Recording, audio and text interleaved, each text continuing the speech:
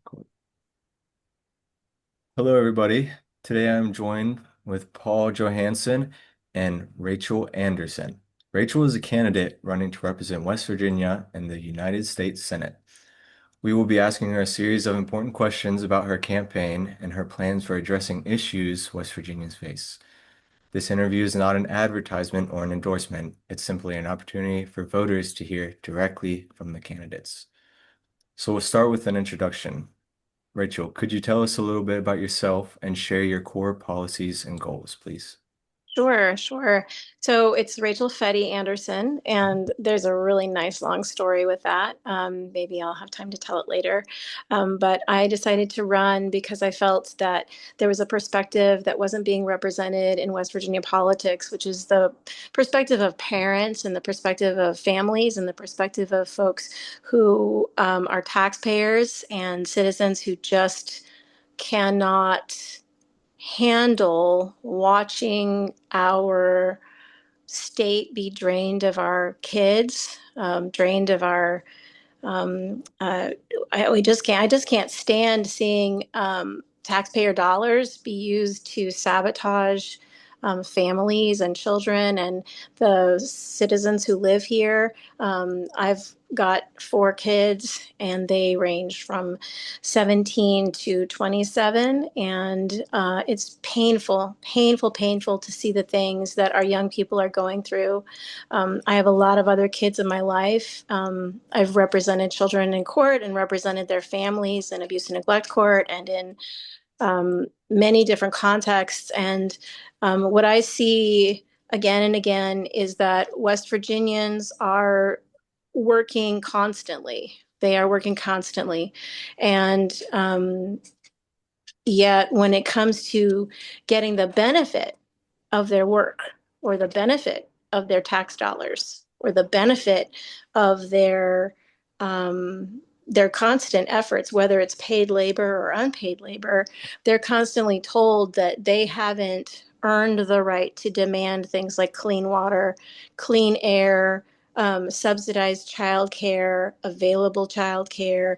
They haven't earned the right to have parental leave. They haven't earned the right to have universal health care. And I don't think there's any group of people in the country that work harder for less. And that is demonstrated in our median income, which is at the bottom in the country. We're number 51 in terms of our median income. Um, so we are really, um, and I think the tone of the Republican Party over decades now, probably since Rush Limbaugh, has been derisive of unpaid caregiving labor. It's been marginalizing to mothers. It's tried very hard to create policies that are humiliating for people who are experiencing hardship or people who are struggling on the margins, no matter how hard you work, no matter how hard you work, to demean them. Um, and yet they constantly put these policies in that are um, they always have these very nice Orwellian titles like right to work. Well, you know what I call right to work? I call that right to work for your food stamps, because there's hardly a job in the state that you can work where you will not need food stamps to survive if you have kids. So I am running because I don't think that those perspectives are being represented. And I am really very fearful in this time of extreme political volatility, um, where we are being gaslit every single day by the government. We are being lied to every single day. And we're being told again and again, well, you're not seeing what you're seeing. You're not watching what you're watching. Let's tell you how to feel about watching someone get shot in the face. Let's tell you how to feel about watching a protester who's engaged in their constitutionally protected rights.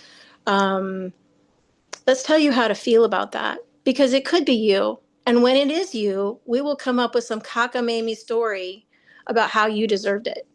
There's no representation. There's no standing up for citizens, no standing up for our fundamental human rights at all as people, as women. Um, our children are being sacrificed every single day. And so, I'm hoping to bring that perspective to bear. Whoever wins the primary, I will support that person because I can't I can't support the shockingly horrific cronyism that's happening right now in the Republican Party. But I do hope people will really consider me as a candidate when they go to the polls for the primary, because I am the only person who is very experienced with these kinds of issues. And I have ideas for how we can go forward that I think could really make the difference in people's lives. That's super, super refreshing to hear, in my opinion. Thank you. Paul, do you have any Yeah, follow-up? no, this you gave them out, and I was taking notes. And of course, we'll have transcript of this so people can scan through. Will Paul, I always get your Paul last Amos. name pronounced Polamus, and you hadn't said your name, so I just wanted to say it so that we had that. Um, so a lot of people talk about West Virginia as being very, are you from here or not? So we wanted to give each candidate a chance to say, where did you grow up? If you're not from West Virginia, where did you come from? How did you come to be here? And if you are, say a little bit about your origin story. Well, I always say I'm from Flatalacha because I'm from Nebraska, and I Okay. grew. I spent sort of the formative years of my life growing up in Plains country. And if you saw a hill, like that was I grew up in sort of a hilly area, so we were in the the Bohemian Alps. But of course it was nothing like this, although I do have some experience sliding down a gravel road in the ice. But yeah, so I grew up in a very interesting family situation. My parents should I'm the oldest of six kids. um, there are it's I really am profoundly motivated to a great degree by a lot of the things that I experienced as a young person. We were very poor.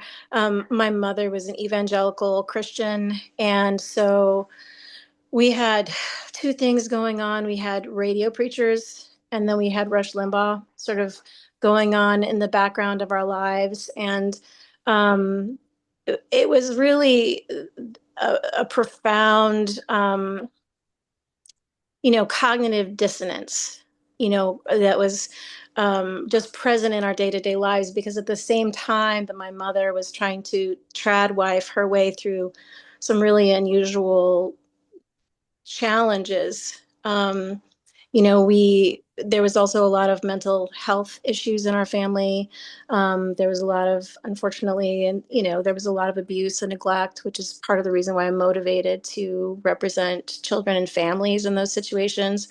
And I was pulled out of school when I was 10 to be homeschooled, and all of my younger siblings were sort of pulled out in a row wherever they happened to be, even if they weren't born yet. And so I'm very familiar with, um, the challenges of trying to build an educational life out of virtually nothing, trying to sort of hard scrabble it.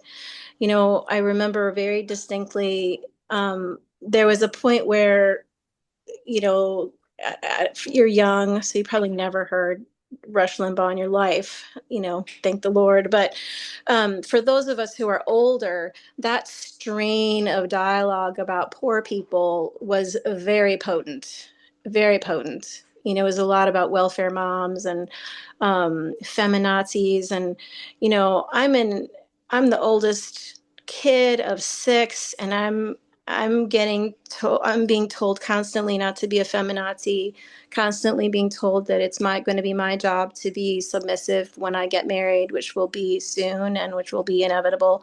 And it was. But I was raised in an environment where there was this very intense, punitive, anti-female stuff happening around me.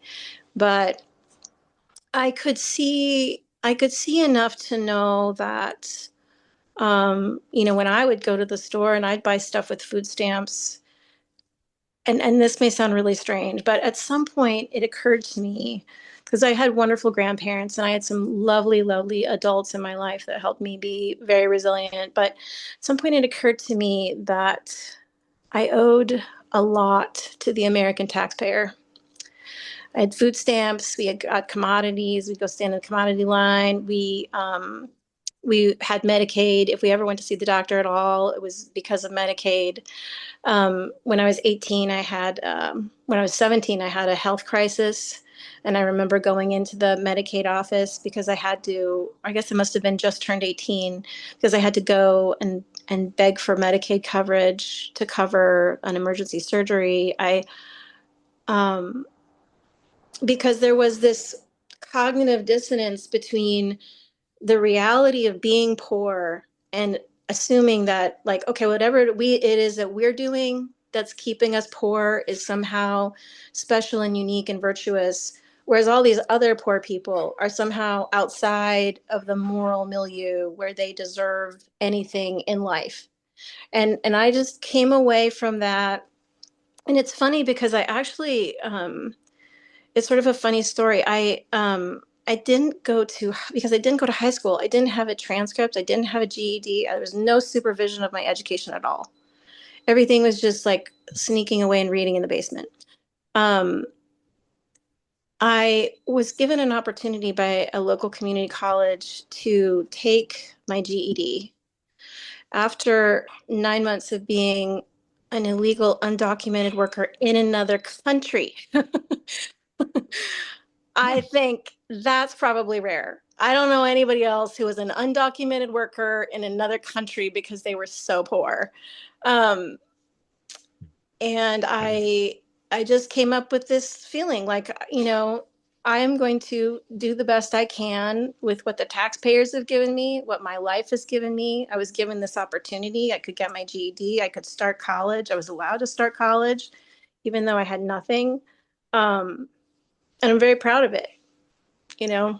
Um, but that's how I was raised. Lots of animals, lots of goat milking, lots of homey, kinds of crafty stuff. Um, and that's pretty much where I come from. Cool. And can you tell us a little bit about how you came to know West Virginia? Sure, sure. So, my husband is a curious and exciting man, and he was very interested in going to dental school. And so he got into dental school here, and this was the best choice. This was the best place for our family. So that's how we ended up here. How long have you guys been here for? Oh, we've been here since 2007. So we've been here a good long while, and we've raised our kids here. My husband had moved a lot when he was a kid, because he's also got kind of a hard scrabble kind of a background too. And so we've literally, he wanted our kids to be in the same place. So wherever he's worked over this period of time, we've been in like a 5 block area since 2008. And we love the community here. I think um, the challenges that West Virginians face are challenges that we've had to face Mhm. pretty much day in and day out, before we got here and afterwards. And I have a lot of sympathy for, the struggles of day-to-day people. Mhm. where, Awesome. what part of Virginia are you located in? I'm in Morgantown. North, south, It's Morgantown. oh, Gotcha. so we're right next to the high school, right next to MHS. All right. Yeah. Awesome. Well, I Excellent. guess All right. you kind of Um, touched on this, but our next question was what influenced you to get into politics? I mean, if you want to expand on that more, you're more than welcome to, but you touched on that a little bit, so. Sure. oh, Well, and just to connect, yeah. I wanted to connect you with so you understand. I'm 62 years old, so yes, Rush Limbaugh, totally listened, heard plenty. So Yeah. Will may not have. So Will, I think that's I was a outside of your little, time frame. I was Yeah, a baby, sadly. Aw. yeah. See, we gotta have babies. Uh, Well, okay. My mother was so it's a very funny story. My mother and father were both very political. And so they would talk about politics a lot, but they were sort of on the opposite ends of the spectrum. Although, my dad was really a big fan of misogyny, but so he was down for that. But, um, uh, I started college at this little community college, and it's a funny story. I was going to start the Young Republicans in that group because this is back in the day, and this is like, I don't know, old school Republicans, and this is before the Bushes. And I just started taking classes with this guy named George Steinberger, who would become, really who would just really anchor me in terms of how I felt politically about things. Um, so my little friend and I, we're 18 years old, and we're going to start a Young Republican chapter because there's not a Republican to be found. And so we go to the Young Republicans group, and I think it was a meeting in Lincoln, Nebraska. And I mean, so we park, we go up the stairs, we go in her tiny little car, and we walk in the door, and I was like, oh my God, these are not my people. This is not going to work. These are not these are not my people. And that was it. I just walked around and walked out, and that was it. That was the end of my Republican career. And it was really funny. I spent a lot of time doing some pretty, just exploring different groups and ways to address different issues as they came up over time. I was in this foreign country working basically as an indentured, undocumented worker. um, and it was during the first Iraq War, and so I mean, it sounds terrible, but honestly, I had been so poor before I went. It was the first time I had my own bed to myself. Because I had all these little brothers and sisters, and we would all like pile up. And so when so it was the first time I'd had a bed to myself when I was 17 years old, and I was basically indentured because I spent most of the time earning back the money to buy the ticket that had gotten me out there and back.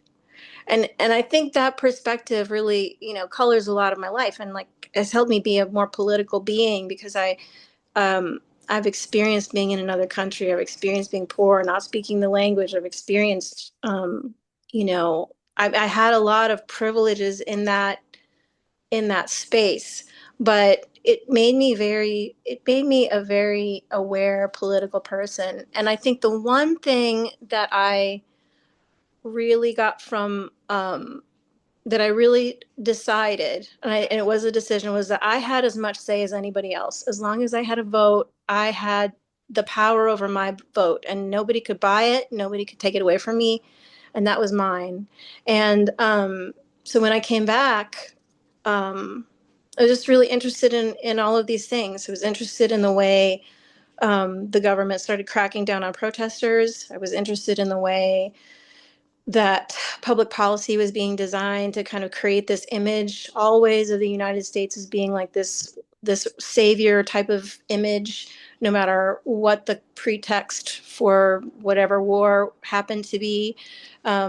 I was involved in just different organizations that worked on political issues. I wasn't terrifically politically active probably I was in the until I was in law school. But when I was in law school, I was a part of a group that was the first desegregated bar in the country, and I had a lot of affinity for that. Um, I'm kind of very personally conservative. Um, I'm a church lady at heart, and I owe a lot of my life and groundedness and mental stability to just trying to maintain that part of my life. Um, but I've honestly been so lucky, so blessed to meet so many people from many different places and times, and to really feel like it's incredibly important to keep, church and state separate because, I think that's critical, and working on issues that affect women and children and people with disabilities has been really my life's work. So I always wanted to do nonprofit work, and I always want to do public interest work. And that's political in and of itself. You have to have a political frame of mind to be able to do that work, because the whole time everybody's telling you, well, just make a little more money and do a little more of this and do a little more of that. But then when you're in that legal environment, you really see how every decision is political. Every case is political. Paul, any follow-ups? No, you offered a lot. You said you were in law school. Did you complete that, or are you Yeah. still in it? Yep. Okay. Nope. So I are you? finished. I've been practicing now for. All right. I was licensed for the first time in New Mexico in 2000. Well, it was actually 1999. I think. I think I might have been sworn in 2000. And then, so I've been practicing for a long time. Um, and I was licensed in West Virginia in 2010. I think that's right. And so I had to retake the bar, and that was also funny because I had chicken pox, and I was just recovering from chicken pox, and it had been such an ordeal to study for the bar because my mother-in-law had to come the day she came, and I had all these little kids. The day she came, I had my very first chicken pox, and that I'm a fan of vaccinations. To this day, and I just, it was not good. It was not good. So by the time I crawled in to take the bar in West Virginia, it was not a pretty picture. It was sad, very sad. But I did it and I passed it and it was fine. So I've been practicing All since. right. Congratulations. So yes, I've got hopefully a more valuable and hopefully difficult and hopefully something that will serve you on the campaign. We ask everyone this question is if there were anything about your personal history or your campaign which if revealed could harm your campaign, would you share that? Um, I And have, we know that is a tough question. well, I'll tell you what, as a woman, honestly, there's a never ending row of landmines. Okay. Because, um, um, you get this pressure. There's a lot of pressure, for example, to not make kids or families be a part of your platform, right? Don't do that. There's a lot of pressure. I do a lot of the things I do because there's been a lot of mental health problems in my family. And so I've been really on the front lines personally in terms of addiction and dealing with the ramifications of addiction. You know, I've been I'm just very lucky, I guess, to have not been exposed or to I have a just say no personality anyway. I mean, I know y'all think I'm a good time, but I am not. Am not a good time. I'm a Mennonite. I like I get if I get crazy with a casserole, that's about as far as we go. I rarely ever drink. I don't do drugs, but it's not because I'm a more virtuous person, I don't think. I think it's just that I have been dealing with the consequences of other people's substance abuse for so long that I just can't be accountable to my children, um, and give myself any leeway, right? And so, as far as like asking me a question, part of the reason I do what I do is because of experiences with abuse. So like there's a certain kind of person that will take information about your abuse history and hold it over your head and torture you about it. And I 100%, I don't I'm at the point now though in terms of my life where I'm really thinking, well, fuck right off, buddy. I mean, I I have had experiences where, that makes me very sympathetic to young women, the young women that are constantly being talked about and raked over the coals. Now, in terms of the Epstein files, I am very sympathetic to women who experience domestic violence. I'm very, and I've worked on those issues in my life because I I I can't say that I have had the same experience, but I've had a whiff of that experience. And I think those are the things that really can kind of get me. I try to lead like a super transparent life. Um, and so I have one question that I never answer. Okay. And I'll tell you what that question is so you don't ask it. And that is, how many cats do you have? I'll never answer that question. All right, all No. right, all right, all right. Fair enough. Uh, I understand. I do want to, um, uh, I guess it's checking. You're obviously a very thoughtful person. I've had enough experiences. I've lived overseas. I've lived in a range of environments, learned a few languages along the way. So as an identification, um, certainly recognize the present political environment in terms of how women are treated in the political sphere.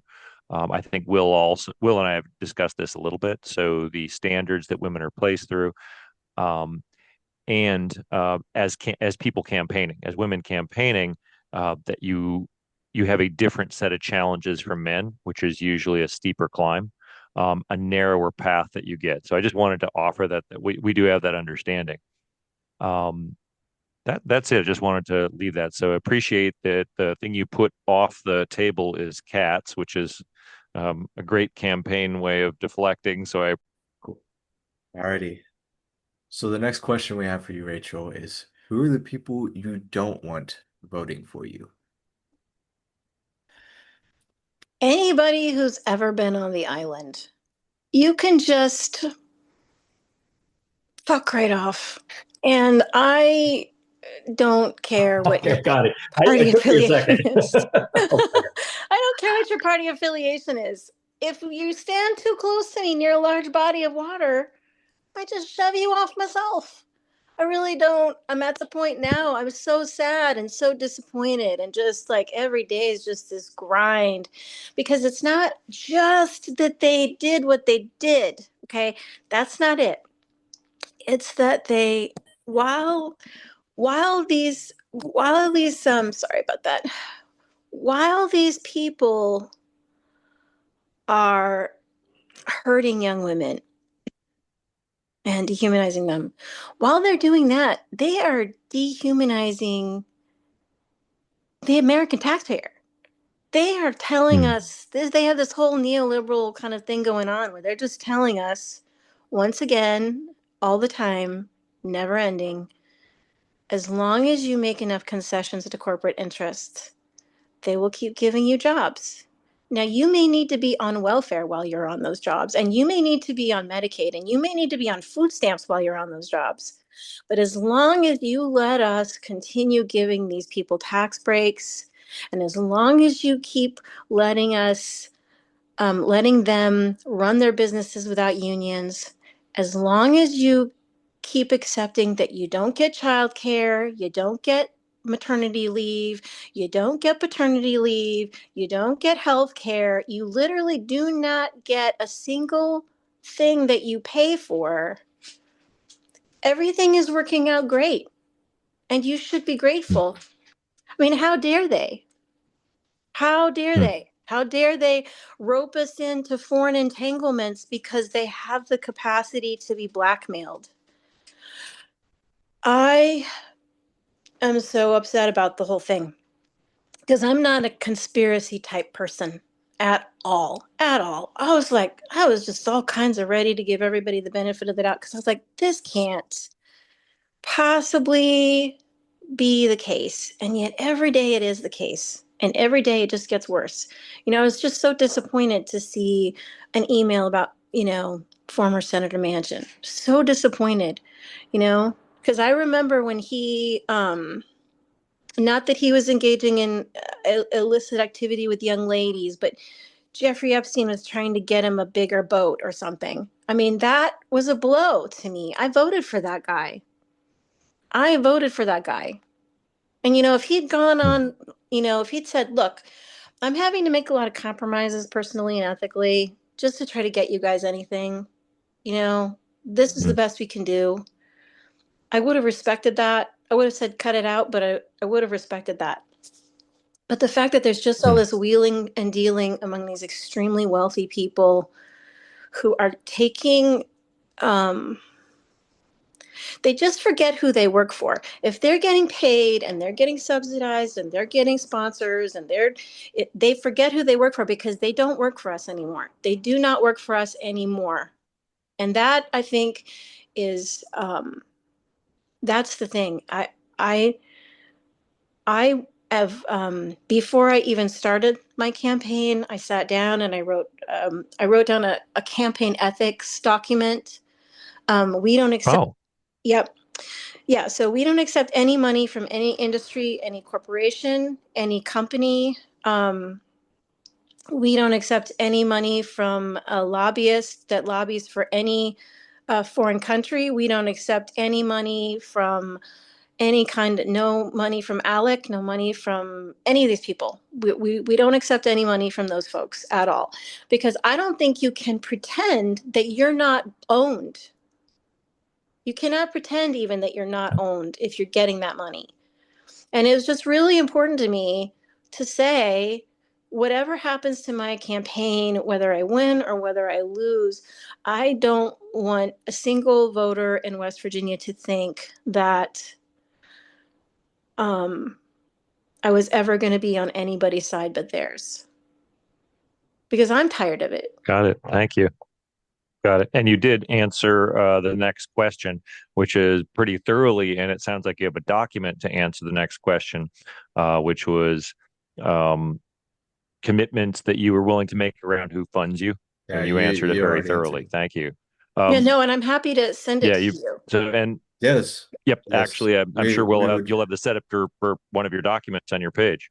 Yeah, and I'll tell you The oh, this. just As far as I know, I'm the only person who has one. And I'm starting to circulate it. I'm trying to let everybody know about it so that they at least We have like a can. template to kind of pick and choose whatever, wherever they fall I in that think that's a spectrum, great. to We can just have definitely help out somebody. with that and try our best to help out with that. Yep. And I'm definitely going to offer this because we're not journalists. The idea of giving suggestions and advice is within our, not our purview. It's not what we're trying to do, but certainly something. So, yes, sharing with other candidates, especially at the form of sometimes collaboration, because there's probably some candidates that you look at and say, yeah, I can kind of work with this type of person, and others where it's like, I would never work with this person in a million years, and I hope that I never have to. So it's a chance to do that and challenge them. A couple things, possible offers for you to look at was I don't know if you've seen, but you would have been around the documentary Born Rich. I don't think I've Uh, seen it. I'll look for really it. worthwhile view.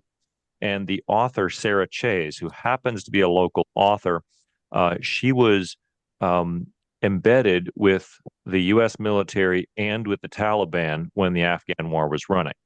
And her main focus has been at the global and national level, political ethics and Mhm. how it unrolls in terms of corruption from the top down to the very local level.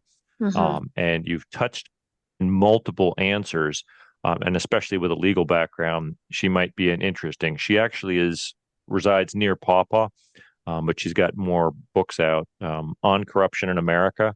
Is one that you might find very interesting. And of course, the old play Give 'em Hell Harry describes what you're talking about, which is machine politics, which has been rapidly returning since dying out through the Great Depression. It mid its low through the Depression and going into World War II, and it's been slowly coming back since then. So I Awesome. suspect you already have that history. Anyway, Mhm. thank you. Next question. Um, was many West Virginians have faced issues for decades like addiction, healthcare costs, and electricity costs, etc. What would you do differently? to ensure your plans actually turn into results? So this is you comparing yourself to other politicians. What could you do that has not been done? Well, I think this is a very important question to me, and it is, when I was the deputy mayor of Morgantown for a couple of years, and I was on city council for a couple of years. And while I was there, I tried to advocate for policies that would work because I'd been working for years with organizations like the Community Housing Action Partnership in Morgantown and the Housing Commission, which was a city board, a city commission, and I I think I have a pretty good sense of what does not work. And what I can say about housing specifically is that um, we've been trying, I think, as a country, and the more progressive parts of the country have been trying to move towards um, a housing first model. Um, Hmm. and the way we've done that is by paying rent, by paying hotel costs, by paying for motels. And I do believe in the concept of housing first, but I think that we have wasted hundreds of millions of dollars paying rent and paying to landlords who then elevated their rent.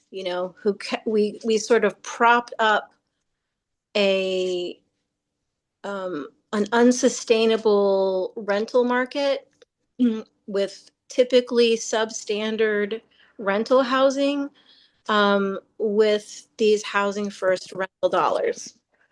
And as far as I can tell, the only way to get ourselves out of this problem is to take on a housing a housing commitment that focuses on building housing. Now, this is an opposed point of view by landlords. You will be shocked and surprised to find out. Okay, they do not want cities, counties, states to build housing. They want to monopolize the housing, even if the housing is substandard, even if they don't make enough, even if they don't build enough. And I've had a great opportunity to see that happen here in Morgantown because, I would go to our housing commission meetings, and it's a lot of landlords I really liked. And I would sit there, and we would talk about how upset they were that the university was building housing. And here's the nice thing about a university campus and a university town, which is that if you're a landlord, you can expect that every kid that walks in there that doesn't have enough money to afford your housing will take out what I call the rental mortgage through their student Mhm. loans. And so when a kid graduates from college with their student loans, those are not tuition loans, okay? At least half of it is rental loans. They're literally borrowing money to rent housing. That's all they're doing. And it could be the worst housing, it could be the best housing, whatever it is. It is a situation where it leads to it is just unsustainable. It's unsustainable. If you have a community that's growing and you're not actively building housing, you're making a mistake. And you need to build housing at a couple of different levels. You need to build housing at a housing first, no barriers point. I cannot run that kind of facility. I can't. I can't manage that group of people. Okay. But you can find people who will do it with grant funds. And currently, I'm part of an organization that has housing availability and is operating a shelter that is a no barrier, very, very, very, very low barrier housing model where you essentially are just trying to get people in shelter, get them to a place where they can access the services they need to hopefully make better choices. And then whether they make better choices or not, as long as nothing terrifying is happening, they still stay in housing while they work through those periods of time. Okay, you need that level of housing for people who are still using, because that's not a neighborly group of people. Okay, it's just not a group of people that tends to be easy to live with or to live around. You need affordable housing for people who are the working poor, who are working in those right to work for their food stamps jobs. They have to have housing be subsidized. You're considered to be overburdened with your housing costs if you pay more than a third of your income. Well, a third of your income, if your income is $900 a month, is very different than a third of your income if you are bringing home $10,000 a month. And what we can't seem to comprehend is there's no wiggle room. There's zero wiggle room. Joe Biden passed this. He did a great job. He decided that he was going to try to address inflation for our seniors during his presidency, and the way he did that was by increasing Social Security benefits by 8%, which was about $43. Okay, immediately after these people got their checks, they got a letter from their rental company, even if it's subsidized housing. They got the letter saying, "Oh, we're raising your rent by $50." Okay, you know what? That's not a win. They're closer to being homeless. They're closer to being hungry. I'll see people because I am like one of the 211 numbers in our county. So if you call 211 and you're elderly or you're sick and you cannot get groceries and you need your groceries to be transported to you, I will probably get that call, and then I will get groceries out to you as soon as possible. Well, I see people in every state of desperation. Some of them are middle class and fine. They just can't get out to get groceries because they just had surgery. Some people are, well, I mean, it's really now with all the delivery services, it's not as necessary as it once was, but it's very necessary for that category of people that cannot get out, that doesn't have transportation, that doesn't have a car. And you just see people at levels of desperation that are beyond understanding, beyond understanding. But I have seen it. Right. I had this one lady, she passed away in her apartment, and I was delivering groceries, and I was like, I don't, I don't think she's among the living. Knocking on the door, she doesn't answer. Um, I came back the next morning. I was like, well, Rachel, you're probably, hallucinating a little bit. It's probably fine. It's just late. I get there the next morning. You would not believe what I had to go through. Okay. Because the landlord did not have a key to the apartment Mm-hmm. because he bought the apartment building with her in it. Mm. Yeah.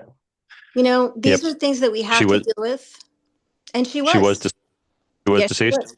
Yes, she Yeah, was. I have run across my life, and I hope it wasn't a long period that she was there. She was a while. She'd been there for a while, but it was very cold. And Okay. so it was not as Yeah. bad as it Yeah, could have you been. know what I'm saying. Right. I did know. That is horrifying. And you don't, and the Yeah. thing is, if you're not in it, if you're not there and you don't see what's happening, you can imagine that everything is going along fine. All of this subsidized housing is working out great. All of this paying for motel rooms is just okie dokie. You can imagine these things are okay, and that but it is terrible. It's terrible. And, I think the other I thing, want to go ahead. I want to recognize that I'm balancing three things, which Will and I have a different background. I've been in men's work and personal growth work for a long time, and sometimes group leadership. And I think we're balancing three things. One is the questions we want to get through. A new realization, which is the effect of these interviews, is also educational for voters. You are covering topics that I don't think I've ever heard I a agree. candidate I agree. cover in the way that you are. And it never occurred to me. It's like, oh yeah, this is an educational opportunity for people that listen to this. So I want to give a lot of room for that, and know that there's some time constraint. So we know that we can go on a fair amount of time. And was there another thing that we're balancing in this, Will? I just wanted Uh, to say my suggestion is, I don't there's be an opportunity to go further into this, I suspect, as you get into the campaign, and I look forward to that. But I also want to make sure we get through the questions tonight. Well, and I do go on. I do go on. All you have to do is just raise your little finger and just let me know, and I'll try to pull back. But Absolutely. that We question, set no context. yeah, Yeah. well, and that question in Yeah. particular is a very important one to me, because I have taken Ah, stands where folks have been unhappy or upset with my perspective and my decision making, because that is the challenge of being an elected leader, is that you're balancing interests. You're balancing interests. You're balancing the need of people who are unsheltered to have a roof over their heads. You're balancing the needs of families and children in neighborhoods to be kept safe. You're balancing so many different things. And it is it's critical it, to keep those things in it's mind. there's a quality of finding out who's using the system, who's abusing the system, and who's been dropped by the system. And that seems to be what you're doing. And I know some of the example is what's going on in New York right now, um, with Mamdani going to the rental places which are most destructive, of renters, most harmful, I mean, toxic, etc. I mean, just like no repairs, and starting to enforce the law on them. The other thing in housing that I'm aware of is the number of investment housings that are going up. Like corporations buying up housing stock in order to even take them off the market to maintain elevated rental. So there's those, we'll say, corporately corrupt. I mean, they own 1,000 homes. They'd like to own 2,000 more. So if you build it, will they be buying it? And of course, then you have to address that issue. So, Yeah. yeah, what's called a big hairy problem that there's no real easy way out of, but that's the job you're taking on. Thank you. Yep. Let me see. So I guess I'll practice this, and oh, yeah, you go for it. all right. So the next question is, when experts present different recommendations, what process do you use to reach a well-reasoned conclusion? Well, Mhm. I think the first thing that's really useful now is to figure out who paid for the study, who paid for the research, and then to read the recommendations and try to pay attention to what kind of study, it was done and who paid for it. And then I look around. I think we're way, way underestimating the value of just opening your eyes and walking around and seeing whether what's being reported is true. Um, I think we're at a point in time where we've really given a lot of credence to technology and the value of it, without understanding that if a technology or a technology company tells you something or shows you something, that they have a reason for doing that, and you have to check yourself. Yes. If you And care about an issue. cross-verify. Yep. Well, and no trusting. Why the frick do we start out with trusting? No, don't trust these people. Why? Don't. They've they've fucked us all over. So, like, why trust them? Why start off at that point? Don't do it. Like, I I think one of the things that I was certainly taught, as a part of my religious beliefs, was that we're supposed to trust the Lord. But Jeff Bezos, no. Donald Trump, no. Manchin, no. Don't trust these people. Don't trust me. There's zero reason Yeah. for you to believe that I understand you, or like, you want to believe that I or any other candidate has some fundamental understanding of what needs to happen. But I would never tell anybody to trust but verify. I would say be Mhm, skeptical. Keep your wits about you. mhm, Pay attention. Are they Yeah. saying things that don't make any sense? Is this ridiculous? Is this mhm, counter to every experience you've ever had in your life? If they tell you that welfare moms are lazy and just sitting around, well, maybe you should go hang out with some welfare moms. because then you'll find out they're the hardest working people in the world, the hardest working people. If you want to like say something terrible about people with addictions, well, go hang out with some of them. It'll be a lot easier if they're on the road to recovery because they're the best people in the world. But you know what? You'd better freaking know what you're talking about, and you have to use your own eyes and your own ears. I'm putting fingers up to keep it going, and because I'm recognizing also, you're the type of person I would sit there and we'd probably have a 2 or 3 hour discussion going deeper into it, and hopefully come up with some interesting solutions. What you said about skepticism is vital. My wife's a strong believer in it and is a natural born skeptic. Um, I actually believe that most people don't understand what empathy is. Empathy is skepticism. It's inquiry into what's going on. And if I put myself in the other person's shoes, then I can see through their eyes and I can understand why they might make those decisions, and therefore why they might be stuck in them, or why they may have ways out that I don't see. And so most people don't understand what empathy actually is. So appreciate you bringing skepticism into the conversation.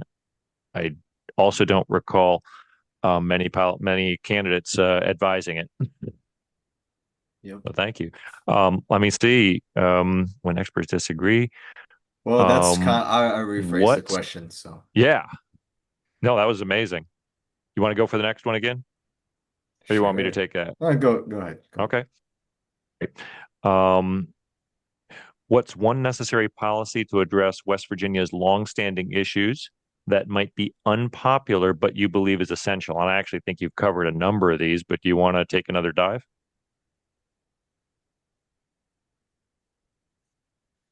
I think And I think you've answered the next one already too. Yeah. I think that among the many other things that would be challenging to the status quo and what we've been told is that we need to eliminate third-party healthcare management organizations. Mhm. Yeah. And I say that because I have represented people, not a lot of people, just a few, who in appeals for Medicaid benefits and Medicare benefits. And I will say this, I think West Virginians have already paid for their health care. They've already paid for it. What we cannot afford is we cannot afford some purposeless, meaningless, ineffective, obsolete set of wankers getting a massive profit on top of our suffering. That we cannot afford. We can't afford it. And I think it was initially an experiment with this idea of insurance, as if healthcare would be only expensive if it was calamitous and rare. Okay. But our population is such that we um, we are in the middle of a health crisis that has been significantly induced by laws that did not protect workers, laws that did not protect consumers, and laws that did not protect children, teenagers, adolescents, and adults. So we're in a health crisis when it comes to pulmonary issues, when it comes to musculoskeletal stuff, when it comes to cancer. You can't, every family can't have a calamity and then call it insurance. We have to decide that healthcare is a human right. The federal government has systems that are set up to deal with it. They want to give people the opportunity to choose, but it is an illusion of choice. It's an illusion. In the state of West Virginia, if you are on Medicaid and you need a device, and at least this was true when I did my last Medicaid appeal, one of the most popular HMOs was Unicare, which is now WellPoint. Okay. The Attorney General does not represent you as a patient. The Attorney General represented Unicare. So Unicare had multiple attorneys sitting there trying to figure out whether or not we're going to be successful, because what I was protesting was their use of a document that was created by a sister corporation because Unicare was owned by Anthem. Anthem also changed its name to Everence. Um, the layers of complexity, the layers of sister corporations feeding off of this poor, suffering person just to deny her a device that her doctor and two other doctors said she needed. They hauled in an orthopedic surgeon in Alaska. They hauled in a doctor in Kentucky, all to say this lady could not have this device that was prescribed by her physician. The cost of that hearing alone must have been around $30,000. The device was $7,000. Okay. Same thing in Medicare, Mhm. right? These are not efficient Mhm. systems or processes. They basically delay until you die. In this other case for Medicare, I was dealing with Humana. Okay, Humana says, no, you can't have this thing that might keep you alive.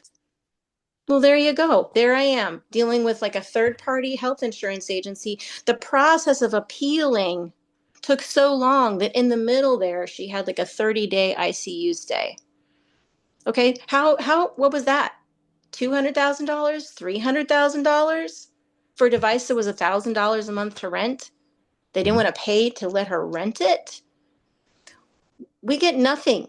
We get nothing out of the system.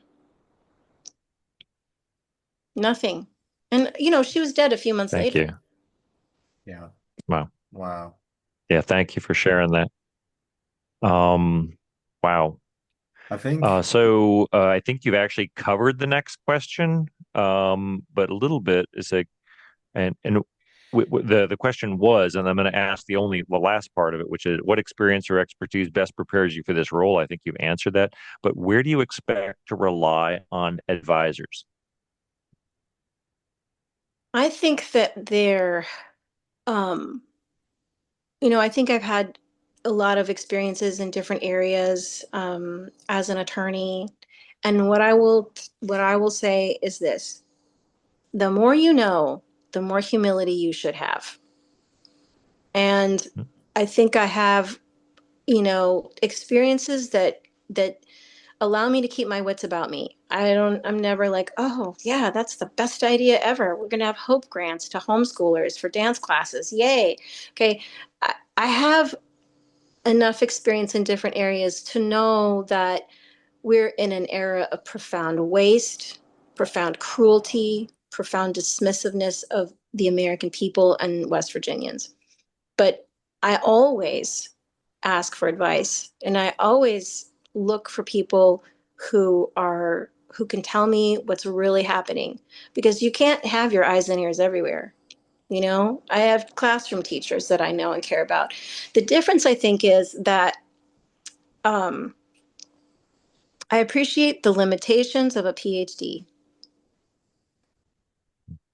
Thank you. All right. Well, and then I'll ask one and you ask the closer. awesome, awesome. We really appreciate how in-depth you're going on all your answers and everything. So the next question will be, how will you engage with constituents who did not vote for you or you strongly disagree with? Or strongly disagree with you. Yeah. Well, you know, hopefully it won't be as difficult as it is with my brother, but I will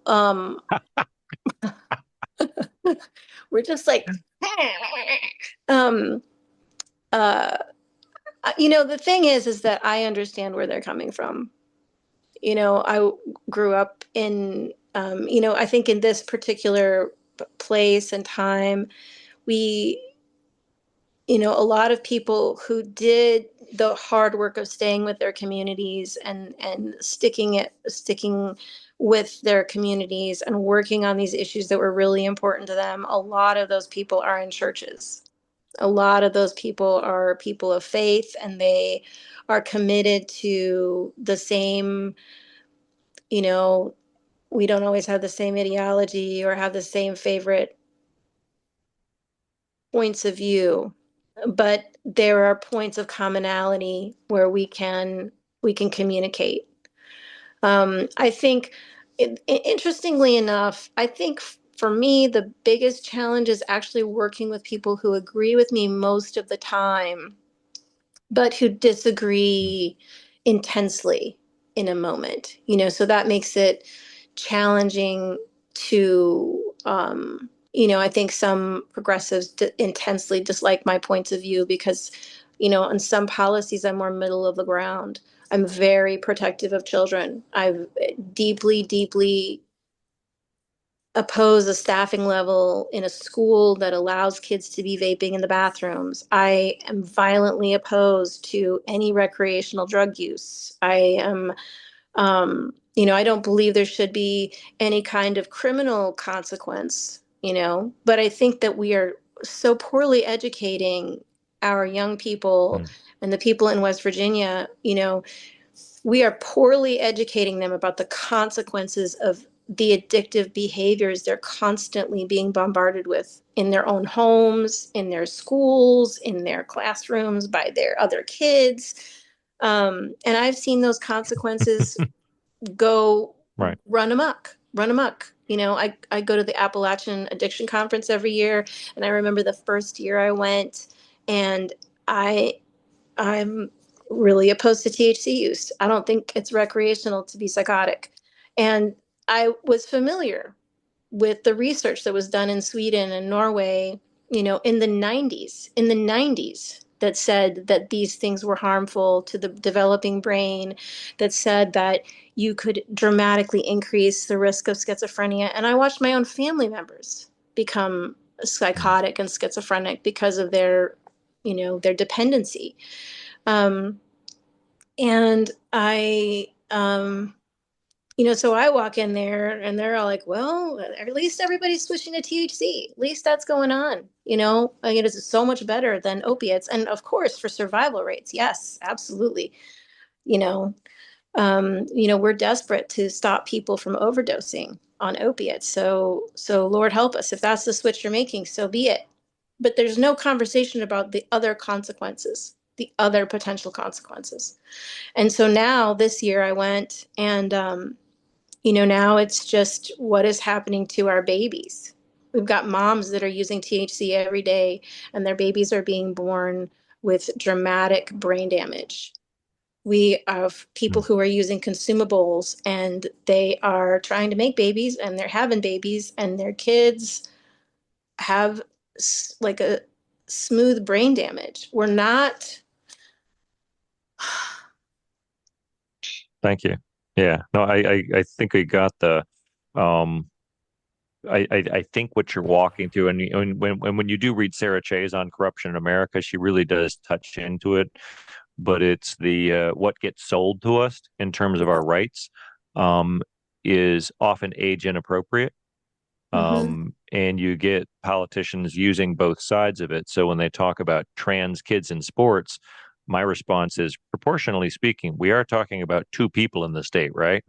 mm-hmm. And while you can make it your core political discussion, you're avoiding the giant issues that are happening in schools, which are usually violence, lack of resources, cutting back on arts programs, and the education you're talking about, which is age appropriate. Like they're coming up with bans of cell phones in Australia because they couldn't come up with a nuanced solution to say, what is a proper level?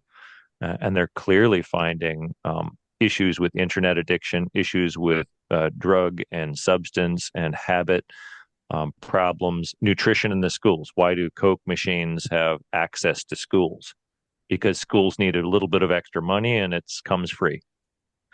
So Right, they have access. Yeah. And right. it's baked into the system. You're dealing with a system which took 50, 60 years to create Well, and I think and ultimately, tearing it apart.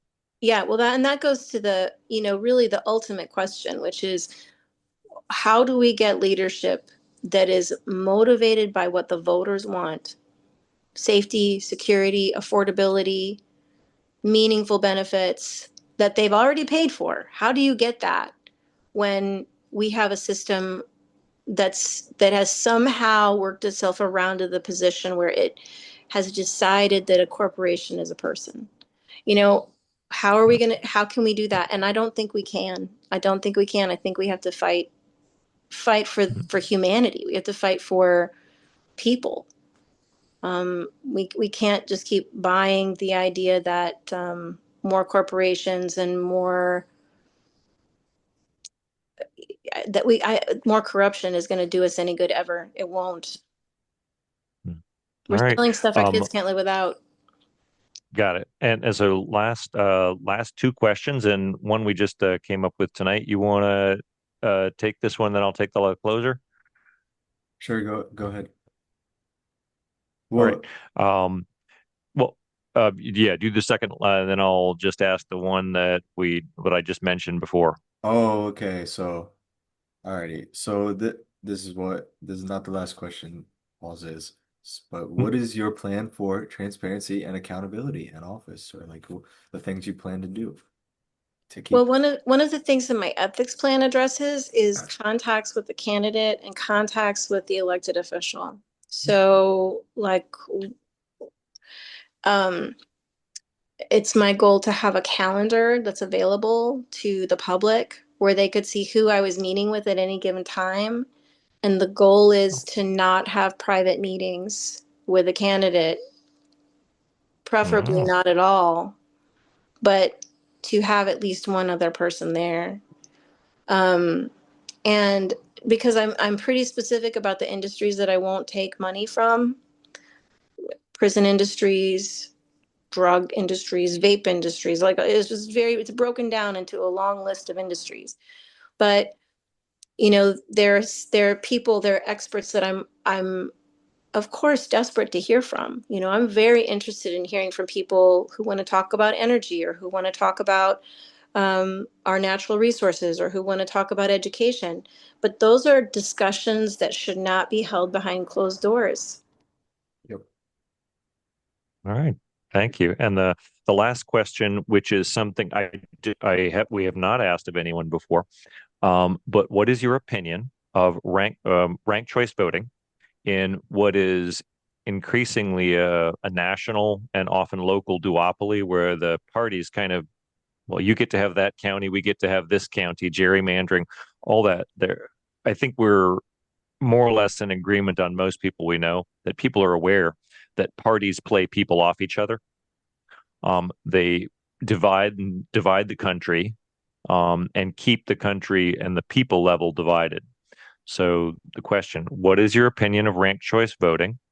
Um, and if there's a particular form of it that you would support or not. And finally, if you did support it, um, is that something you would make a commitment to?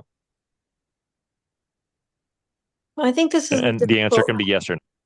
Yeah. Um, I think I'm in favor of ranked choice voting because I don't think that um, the two-party system and the way that it works always leads to having candidates who even accurately represent their party's platform.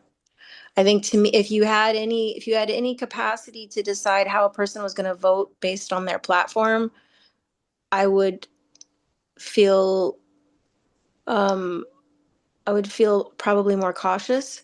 But since we're in the land of, party switching and party switchers, whether it's individual votes or it's completely switching parties, um, I think it would be a really helpful thing for West Virginia to be able to choose their candidate based on their ideas and their values, and what they personally represent. And if there was a way to hold folks accountable, um, I think it's sort of I get a little bit concerned just because it's kind of like being a non-denominational Christian. You got nobody holding you accountable for anything because you don't necessarily have a platform or a thing that you don't have other people in your community that are sort of saying, hey, you need to support this or support that. It can be very it can kind of have a little bit of a renegade quality, which makes me a little bit nervous. But I think it's the right of the people to choose how they want to elect their leaders and their representatives. And if they're not happy with the people that they're being offered, then they should have a right to choose a different system. And if, that question ever came to me, it's something I would absolutely consider, because it's another thing we can't afford. We cannot afford to continue having $2 billion presidential campaigns. We can't do it. It's a waste of our natural resources. All right. All right. Well, thank you. Will, do you have any closing? And do you have any closing for us, Rachel? Well, no, I really appreciate the opportunity to chat, We especially appreciate you early being on. here. It's especially early on in the game. It's nice to have an opportunity to get to know